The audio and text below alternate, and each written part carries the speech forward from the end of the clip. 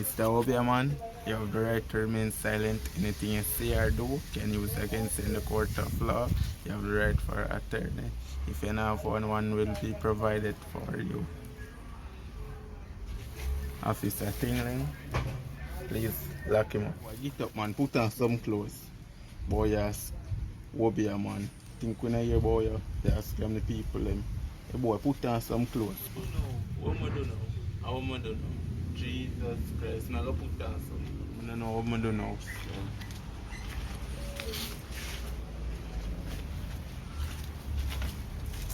Full time now, feel lock them up then. Oh, they get locked up. Brother, I make police lock them up, brother. They could have done that and get to brother. Can I know that already? Alright, now say a word for me. Now say a word. Terrible blood bleeding.